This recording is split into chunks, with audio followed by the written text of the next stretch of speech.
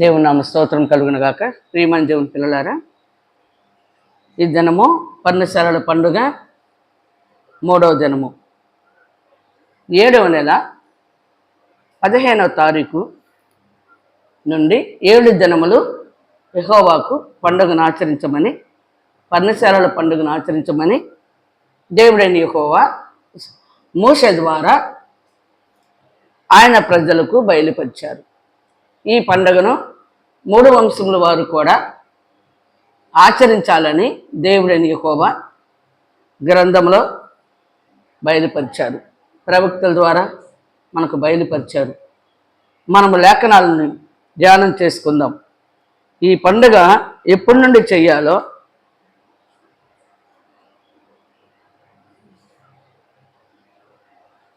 సంఖ్యాకాండము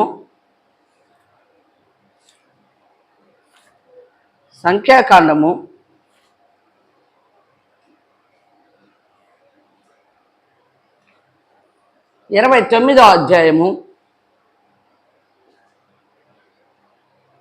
12వ వచనం మనం చదువుకుందాం. మరియు 7వ నెల 15వ దినమున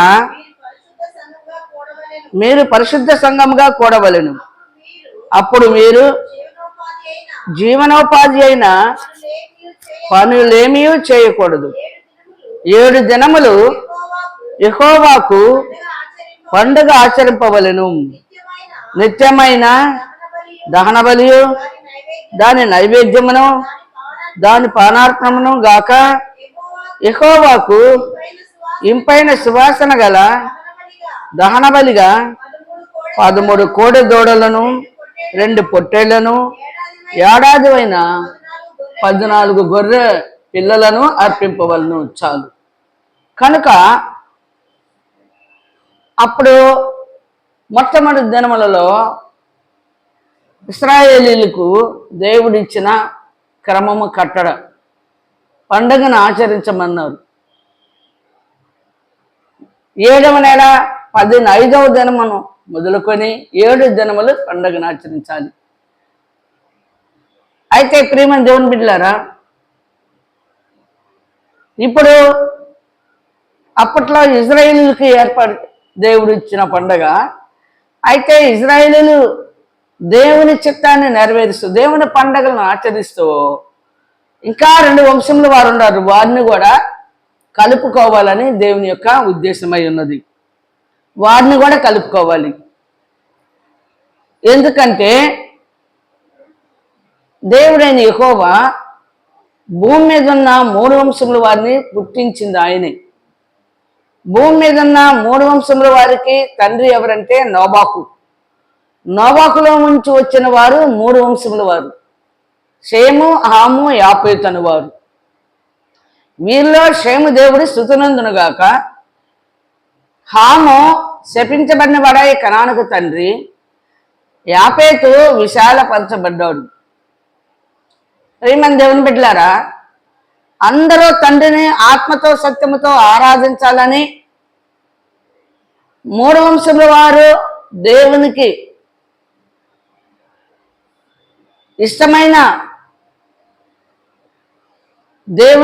ఇష్టమైన కార్యములలో నడవాలని, నడిపించుకోవాలని దేవుని యొక్క ఉద్దేశమైనది. అయితే మనము లేఖనంలో మోషే పండగను ఎప్పుడు ఆచరించాలో చక్కగా దేవుడు మోషే ద్వారా బయలుపరిచాడు. ఈ పండగను హాము శపించబడిన వాడై కనానికి తండ్రి అయ్యాడు, విగ్రహారాధనకి తండ్రి అయ్యాడు. ఈ హాము కూడా ఈ పర్ణశాలల పండుగను ఆచరించాలని దేవుడు జకర్యా ప్రవక్త ద్వారా బయలుపరిచారు. అంటే అందరినీ కలుపుకోవాలని దేవుడు. అందరికీ దేవుడు గనుక, ఆయన సృష్టికర్త గనుక 3 వంశముల వారు నోవాహు పిల్లలు. నోవాహు దేవుని యొక్క సేవకుడు, దాసుడు, దేవునికి దాసుడు, నీతిమంతుడిగా తీర్చబడ్డాడు నోవాహు. దేవునికి నీతిమంతులు అంటే చాలా ఇష్టం. భూమి మీద నోవాహు నీతిమంతుడుగా ఉన్నాడు. ఆయనకు పుట్టిన 3 సంతానంలో ప్రియమైన దేవుని బిడ్డలారా, ఈ పర్ణశాలల పండుగను ఆచరించటానికి తండ్రి అయిన దేవుని చిత్తాన్ని నెరవేర్చటానికి అన్ని జనులు పర్ణశాలల పండుగను ఆచరించటానికి దేవుడు జకర్యా గ్రంథంలో 14వ అధ్యాయంలో నిన్న మనం చదువుకున్నాం. అయితే యేసు ప్రభు సమరయులు కూడా ఎవరిని ఆరాధించాలో మనకి ఇప్పుడు చెప్తా ఉన్నాడు. చూడండి, యోహాను సువార్త. సమరయులు అంటే యాపేతు సంతానము, ఇష్మాయేలు సంతానము. ఇప్పుడు లెక్క ప్రకారము ముస్లిం సంతానం అంటారు, సమరయులు అంటారు వారిని. యోహాను సువార్త 4వ అధ్యాయము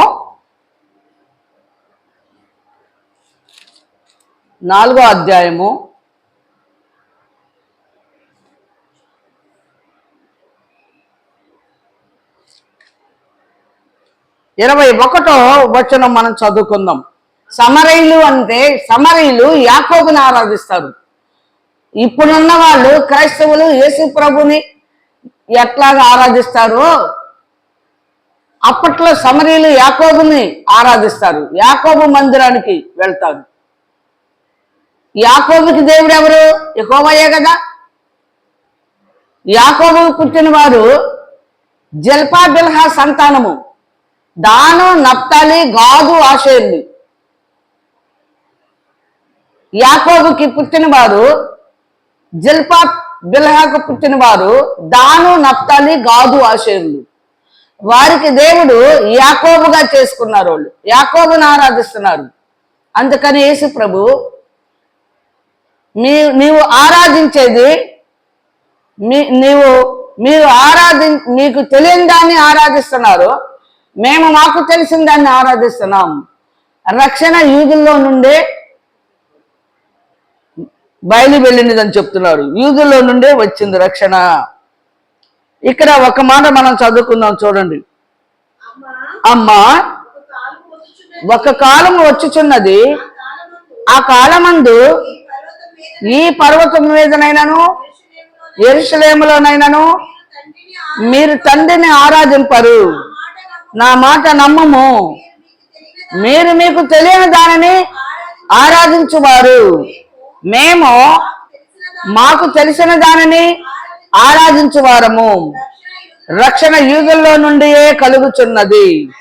అయితే యథార్థముగా ఆరాధించువారు ఆత్మతోనూ సత్యముతోనూ తండ్రిని ఆరాధించు కాలము వచ్చుచున్నది, అది ఇప్పుడునూ వచ్చే ఉన్నది. తన్ను ఆరాధించువారు అట్టివారే కావాలనని తండ్రి కోరుచున్నాడు. దేవుడు ఆత్మ గనుక ఆయనను ఆరాధించువారు ఆత్మతోనూ సత్యముతోనూ ఆరాధింపవలెను అని యేసు ప్రభు సమరయ స్త్రీతో చెప్పాడు. సమరయులు అంటే యాపేతు సంతానము, ఇష్మాయేల్ సంతానము, ముస్లిం సంతానము. అషూరీలు అంటారు వీళ్ళది, తూర్పు వైపున ఉన్నవారు, అరబ్ కంట్రీస్. కనుక యేసు ప్రభు ఎవరిని ఆరాధించమని చెప్తున్నాడు? తండ్రిని ఆరాధించమని చెప్తున్నాడు. చూసారా? మీరు ఆరాధించింది మీకు తెలియని దాన్ని ఆరాధిస్తున్నారు, మేము మాకు తెలిసిన దాన్ని ఆరాధిస్తున్నాము. రక్షణ యూదుల్లో నుండే కలుగుచున్నది. కనుక తండ్రిని ఆరాధించేవారు ఆత్మతో సత్యముతో ఆరాధించాలని సమరయ్య స్త్రీతో చెప్పారు.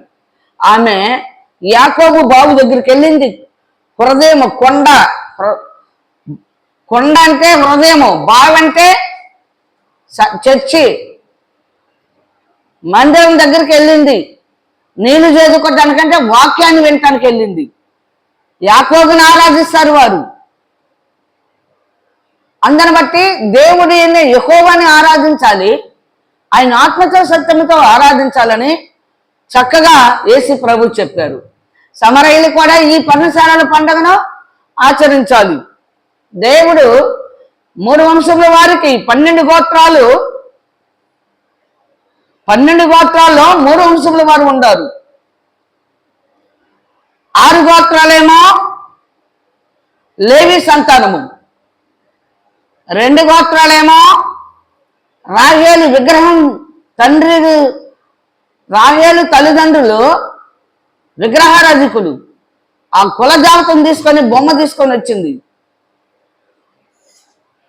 ఆమె విగ్రహారాధన ఆ బొమ్మను తీసుకొని వచ్చింది చూడండి, విగ్రహాన్ని.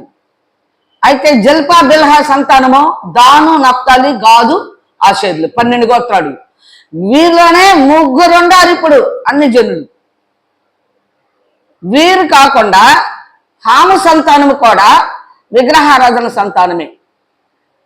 దేవునికి దూరంగా జీవిస్తున్నారు వారు. వారి కొరకు పరలోక రాజ్యంలో ఒక భాగం అట్టి పెట్టాడు దేవుడు. ఆ భాగాన్ని వాళ్ళకి ఇయ్యాలి కదా. తండ్రికి 3 పిల్లలు పుడితే 3కి ఇంట్లో భాగం ఉంటుంది కదా. 3 హక్కుదారులే కదా. పరలోకంలో దేవుడైన యెహోవా 3 కొడుకులకి హక్కుదారులు, హక్కు ఇవ్వటానికి 3 కొడుకులు వారసులు కావాలని దేవుడు కోరుతున్నాడు. ఈ భూమి మీద 3 కొడుకులు, 4 కొడుకులు, 2 కొడుకులు ఉన్నారనుకోండి, ఆస్తి అంతా కొడుకులకి పంచుతారు ఉన్న ఆస్తి. అలాగే పరలోక రాజ్యం కూడా 3 వంశముల వారికి అక్కడ దేవుడు ఏర్పాటు చేసి ఉంచాడు పరలోక రాజ్యంలో. కనుక 3 హక్కుదారులే. ప్రేమ దేవుని బిడ్డలారా, ఇదిగో యాకోబు సంతతిలోనే ఉన్నారు 3 రకాలు. రాహేల్ సంతానము, లేయా సంతానము, లేయా సంతానము, జల్పా బిల్హా సంతానము. యాకోబుకి 4, 2 దాసీలు, 2 భార్యలు. 2 భార్యలు కూడా ఆయనకి ఇష్టమైనట్టు కాదు, మోసంతో జరిగింది. లేయాని కాదు, ఆయన రాహేలుని ప్రేమించాడు. రాహేలుని నాకు పెళ్లి చేయమని అడిగితే తండ్రి ఏం చేశాడంటే, పెద్దదానికి వదిలేసి చిన్నదానికి ఎలా చేస్తామో అని చెప్పి వివాహం ఏర్పాటు చేసి చిన్నదానికి పెళ్లి చేయకుండా పెద్దదాన్ని తీసుకెళ్ళి యాకోబుకి వివాహం చేశాడు. అక్కడ జరిగింది మోసం. తండ్రి చేశాడంట, ముసుగు వేసి సరేలే నీకు పెళ్లి చేస్తాలే, అమ్మాయిని ఇచ్చని రాహేల్ని ఇస్తానని రాహేల్ని పెళ్లికి సిద్ధపరచకుండా లేయని సిద్ధపరిచాడు. ఏంటి మామ, నేను రాహేల్ని ప్రేమిస్తే నువ్వు లేయని చేసావు ఏంటంటే, ఇంకా 7 సంవత్సరాలు కొలువు చేయి, అప్పుడు చిన్నదాన్ని ఇచ్చి పెళ్లి చేస్తానంటాడు. అప్పుడు అంత భయంకరమైన పరిస్థితులు ఉండేవి పూర్వకాలంలో. ఇప్పుడు రాహేలు తండ్రి కులజాబితం తీసుకొని బయలుదేరింది, విడిచిపెట్టలా. యాకోబు ఆత్మ సంబంధిగా తండ్రితో సహవాసం చేస్తాడు, తండ్రి చిత్తాన్ని నెరవేర్చేవాడు. అయితే రాహేలు కులజాబితం ఎప్పుడైతే తీసుకొచ్చుకుందో, యోసేపుని కనిన తర్వాత బెన్యామీను పుట్టినప్పుడు బెన్యామీను కని చనిపోయింది. చూసారా, దేవునికి కోపం వచ్చేసింది. లేయాకి 6 పిల్లలు పుట్టారు, 12 గోత్రాలు. జల్పా బిల్హాకి 4, దాను, నప్తాలి, గాదు, ఆషేరు. వీళ్ళు 3 యాకోబులోనే ఉన్నారు. ఈ 3కి దేవుడు యెహోవా. అందుకే సమరయ స్త్రీ దగ్గరికి వెళ్ళి ఇశ్రాయేలీలు, అన్యజనులు, సమరయులు అంటాడు. చూసారా, మనం ఒకసారి చదువుదాం చూడండి. మత్తయి సువార్తలో ఒక మాట చదువుదాం. మత్తయి సువార్తలో మత్తయి సువార్త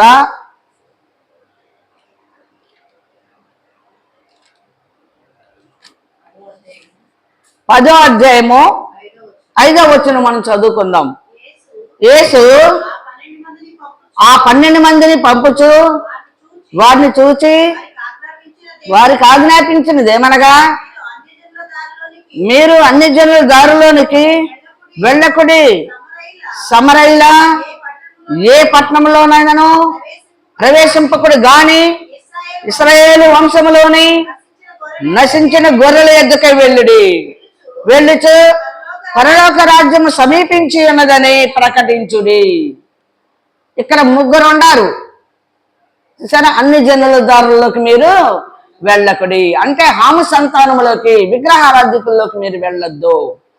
సమరయ నుండి ఏ పట్టణంలోకైనాను మీరు వెళ్ళకుడి. వాళ్ళు విశాలపరచబడ్డారు కానీ వారు ఇంకా యాకోబునే ఆరాధిస్తున్నారు. యాకోబునే దేవుడిని చేసుకుని యాకోబునే ఆరాధిస్తారు. వాళ్ళు సంపూర్ణంగా దేవుని వైపుకి తిరగలేదు. శారీర సంబంధులు వాళ్ళు. శపించబడిన వాళ్ళేమో అపవాది సంబంధులు. క్షేమదేవుడు స్తుతినందును గాక పెద్ద కుమారుడేమో ఆశీర్వదించబడిన వాడు. ఆశీర్వదించబడిన వంశములో నుంచి వచ్చారు అబ్రహాము, ఇసాకు, యాకోబులు. ఈ మూడు వంశముల వారు నోవాహు పిల్లలే. అన్యజనులు, సమరీయులు, ఇశ్రాయేలీలు. ఇజ్రాయేలు నశించిపోయిన ఇజ్రాయేలు గొర్రెల యొద్దకే వెళ్ళుడి. వెళ్ళుచు పరలోక రాజ్యము సమీపించిందని ప్రకటించింది. ఇజ్రాయేలు చెడిపోవటానికి కారణం ఎలా? ఇశ్రాయేలు చెడిపోవటానికి కారణం ఎలా?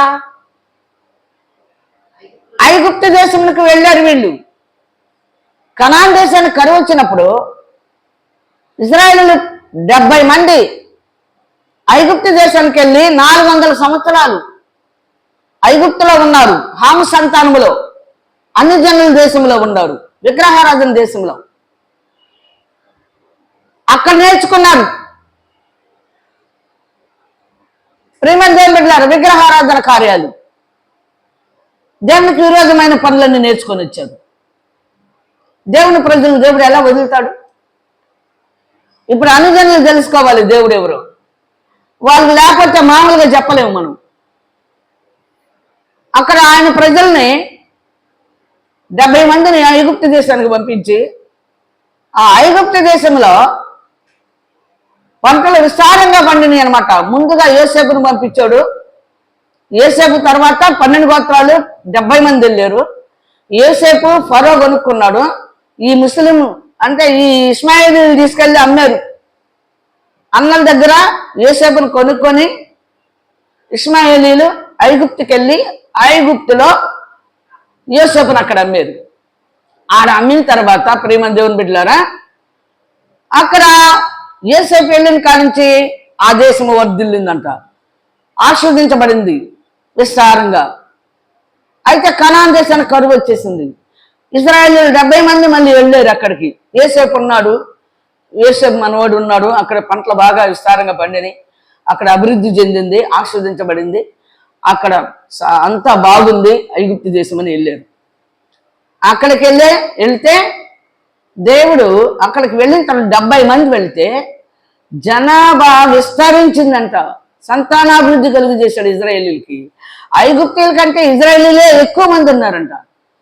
అప్పుడు ఐగుప్తీయులు వీరి సంతానం ఎక్కువ ఉంది కనుక వీళ్ళు మన మీద యుద్ధానికి వస్తారు, మన మీద దాడి చేస్తారని బానిసలుగా వాడుకోవటానికి భయంకరంగా వేధించి బాధించారు.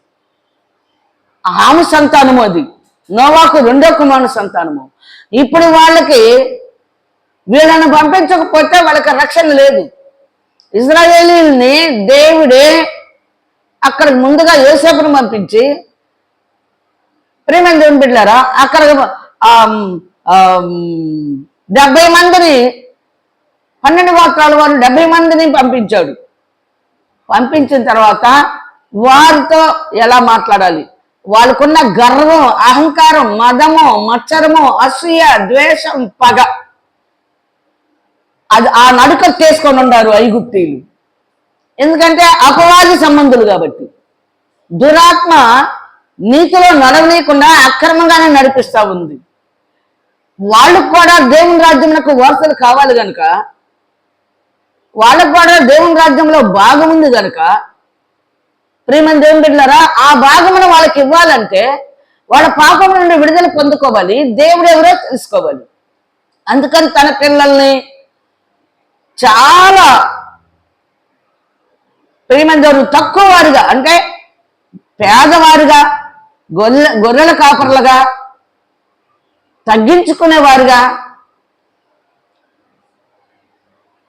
తన పిల్లలని ఐగుప్తు దేశానికి తీసుకెళ్ళి అక్కడ ఉంచినప్పుడు ఐగుప్తీయులు చిన్న చూపు చూశారు ఇశ్రాయేలీయుల్ని.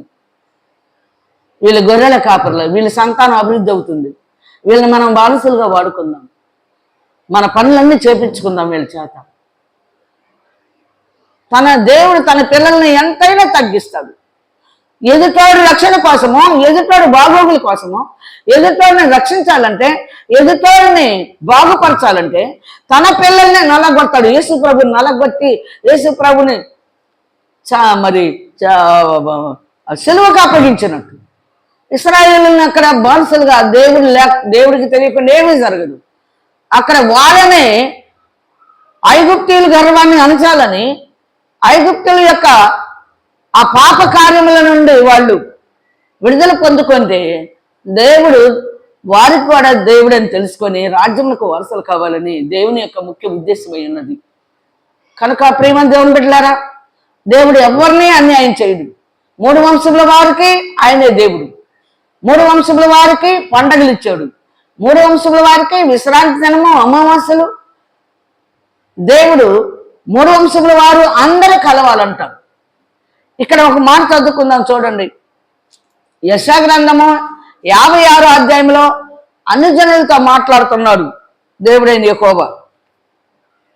యెషయా గ్రంథము 56వ అధ్యాయము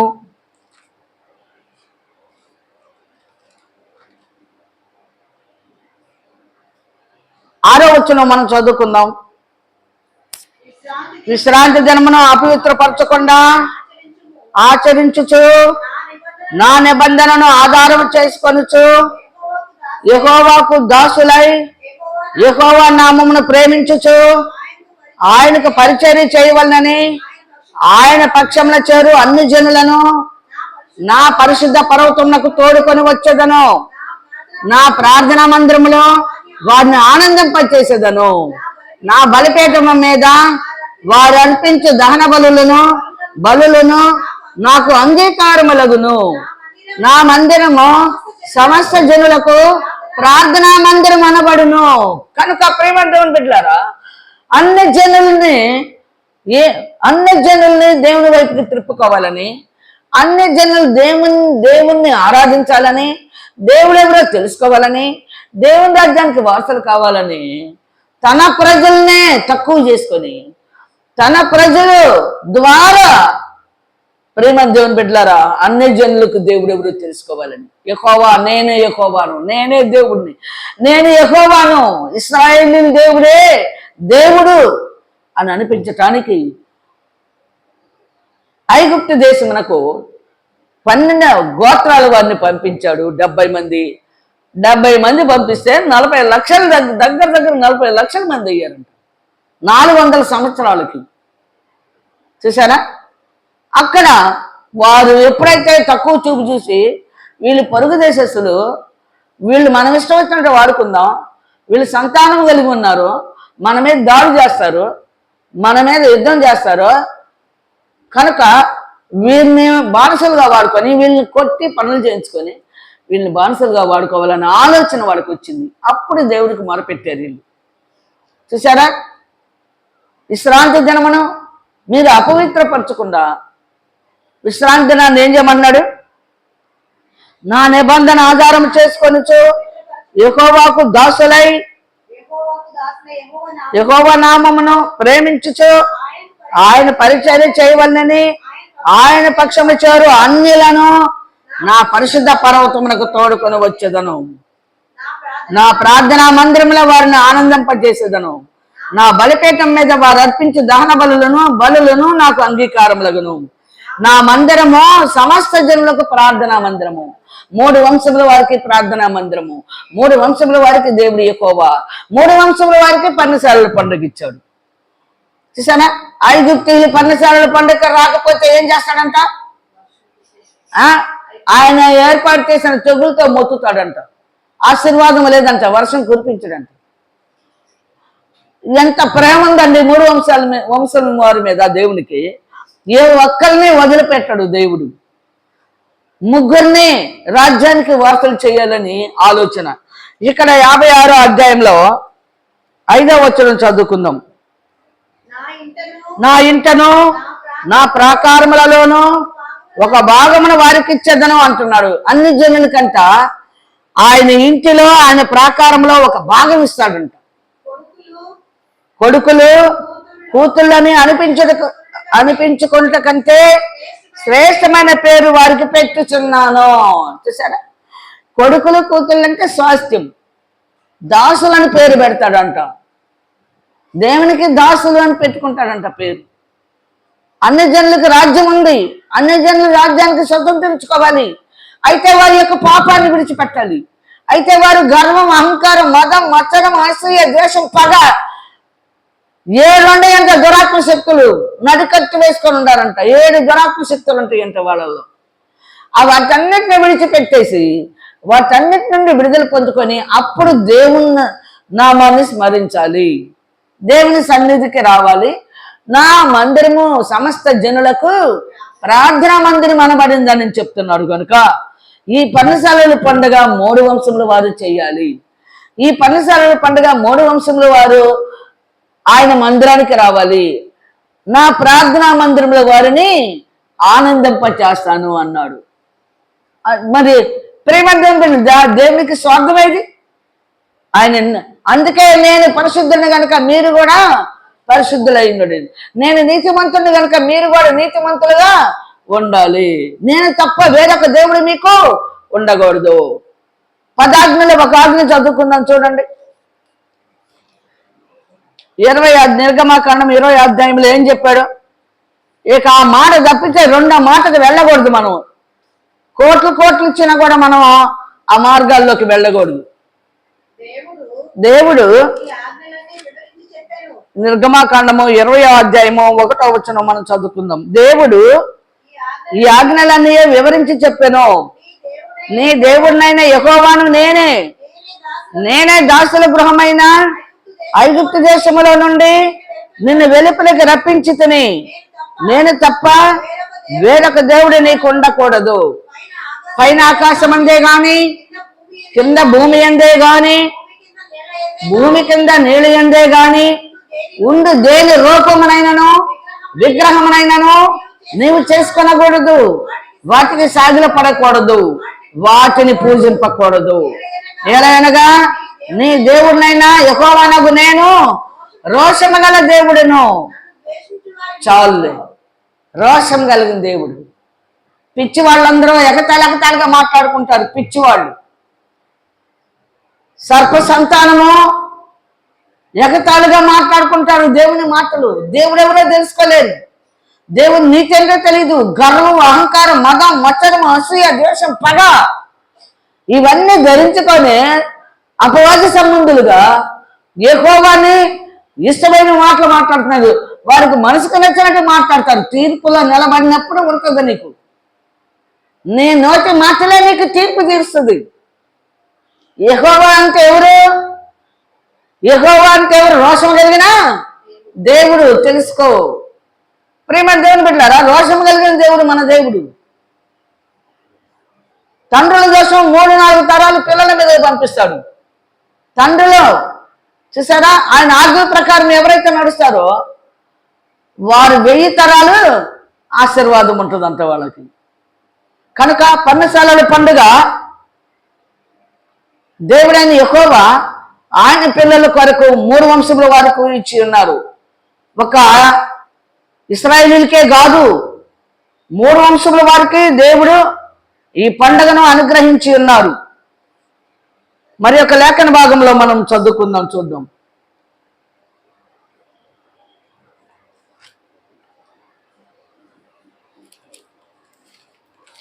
రెండవ దినవృత్తాంతములు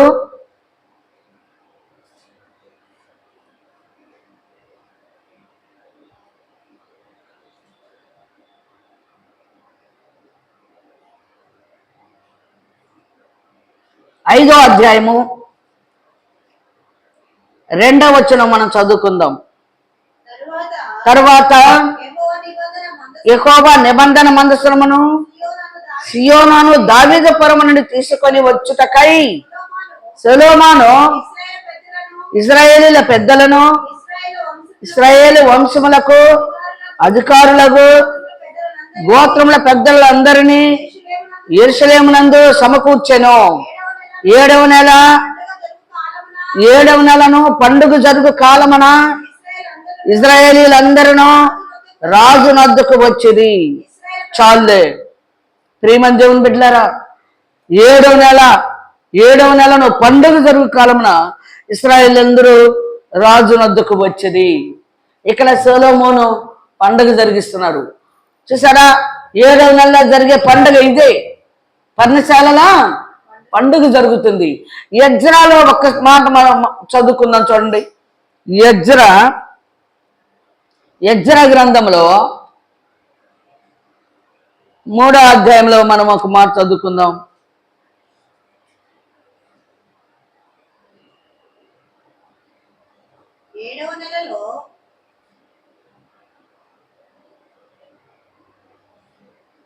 ఏడవ నెలలో ఇశ్రాయేలీలు తమ తమ పట్టణములకు వచ్చిన తరువాత జనులు ఏక మనసు కలిగిన వారై యెరూషలేములో కూడి యోజాదాకు కుమారుడైన యెషువయును యాజకులైన అతని సంబంధులను షయల్తీయేలు కుమారుడైన జెరుబ్బబేలును అతని సంబంధులను లేచి దైవజనుడైన మోషే నియమించిన ధర్మశాస్త్రమునందు వ్రాయబడిన ప్రకారముగా దహన బలులు అర్పించుటకై ఇశ్రాయేలీల దేవుని బలిపీఠమును కట్టిరి. వారు దేశమందు కాపరస్తులైన వారికి భయపడుచు ఆ బలిపీఠమును దాని పురాతన స్థలమున నిలిపి దాని మీద బలులు అర్పించుచూ వచ్చింది. మరియు గ్రంథమును బట్టి వారు పర్ణశాలల పండుగను నడిపించి ఏ జనమునకు నియమింపబడిన లెక్క చొప్పున ఆ జనపు దహన బలిని విధి చొప్పున అర్పింపసాగిరి. తర్వాత నిత్యమైన దహన బలిని అమావాస్యలకును యెహోవా యొక్క నియామకమైన పండుగలకును ప్రతిష్ఠితమైన దహన బలులను ఒక్కొక్కడు తెచ్చిన స్వేచ్ఛార్పణములను అర్పించుచూ వచ్చింది. 7వ నెల మొదటి దినము నుండి యెహోవాకు దహన బలులు అర్పింప మొదలు పెట్టిరి. చాలే కనుక ప్రియమైన దేవుని బిడ్డలారా, ఇక్కడ చూడండి, బలిపీఠము 4వ వచనం చదువుకుందాం. మరియు గ్రంథమును బట్టి వారు పర్ణశాలల పండుగను నడిపించి ఏ జనమునకు నియమింపబడిన లెక్క చొప్పున ఆ జనపు దహన బలిని విధి చొప్పున అర్పింపసాగిరి. చాలే చూసారా ప్రియమైన దేవుని బిడ్డలారా, మీరు ఏ విధంగా పండుగను ఆచరిస్తున్నారు? యెజ్రా ప్రవక్త ఉన్న సమయంలో కూడా యెజ్రా శాస్త్రి కనుక సొలొమోను, యెజ్రా, ప్రియమైన దేవుని బిడ్డలారా, దావీదు, వీళ్ళందరూ కూడా దేవుని యొక్క చిత్తాన్ని నెరవేర్చారు, ఆయన ఇష్టాన్ని నెరవేర్చారు.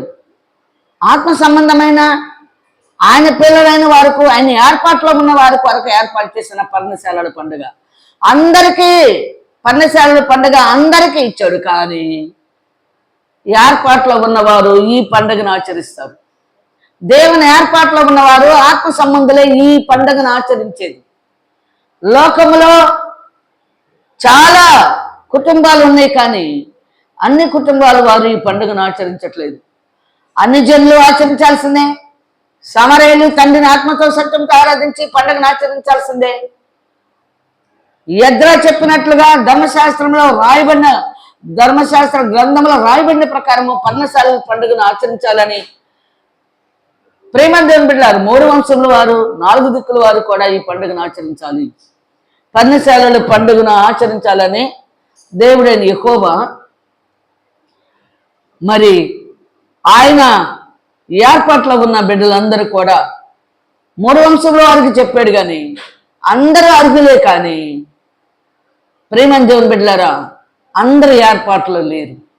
ఏర్పాట్లో ఉన్న వారికి మాత్రమే, ఆయన రాజ్యానికి ఏర్పాట్లో ఉన్నవారు, ఆత్మ సంబంధమైన పిల్లలు ఈ పండుగను ఖచ్చితంగా జరిగిస్తారు.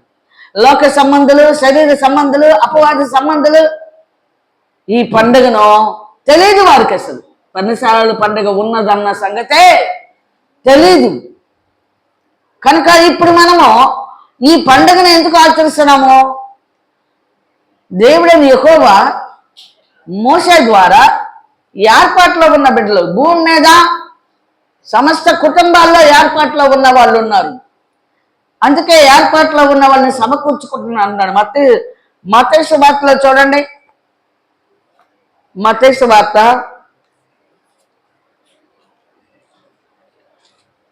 24వ అధ్యాయం చూడండి.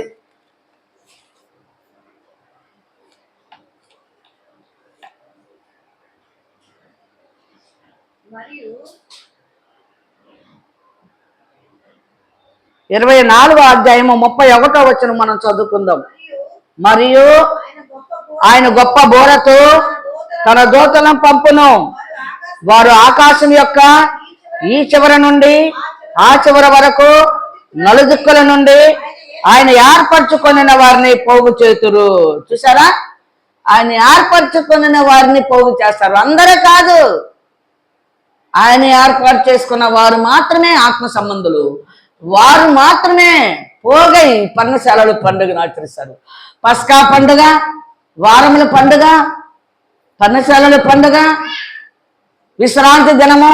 ఇందాక అన్ని జనులకు చెప్తున్నాడు ఏమని? నా విశ్రాంతి దినను అపవిత్రపరచకుండా ఆచరించుచు నా నిబంధనను ఆధారం చేసుకున్న అన్ని జనులను నా మందిరంలో ఆనందింప చేస్తాను. నా పరిశుద్ధ పర్వతమునకు వారిని తోడుకొని వచ్చి నా మందిరంలో వారిని ఆనందింపజేస్తాను. నా మందిరము సమస్త జనులకు ప్రార్థనా మందిరం అనబడును. కనుక ఆత్మ సంబంధమైన పిల్లలకు, దేవుని ఏర్పాట్లు ఉన్న పిల్లలకు బైబిల్ గ్రంథంలో ప్రత్యేకమైన క్రమం ఇచ్చాడు. అందరికీ ఓకే, కానీ కొందరు మాత్రమే అంగీకరిస్తారు దేవుడు యెహోవాని. ఆయన యెహోవా దేవుడని ఎవరైతే అంగీకరిస్తారో వారు ఆత్మ సంబంధులు కనుక వారికి దేవుడు ఈ పండగలని, విశ్రాంతి దినమును, అమావాస్య, అనుదినము ముమ్మారు దేవునికి ప్రార్థన చేసుకోవటం, దినమునకు 7 మార్లు స్తుతులు చెల్లించటం. చూసావా? దావీదు దినమునకు నేను 7 మార్లు స్తుతులు చెల్లిస్తాను అంటున్నాడు. కనుక ఆత్మ సంబంధులైన వారందరికీ దేవుడు ఈ పర్ణశాలల పండుగను మరి అనుగ్రహించారు. యేసు ప్రభు కూడా ఈ పర్ణశాలల పండుగను ఆచరించుటకు యెరూషలేము దేవాలయానికి వెళ్తాడు. సగం పండగ అయిన తర్వాత వెళ్తాడు. చూసారా? అక్కడ మోషే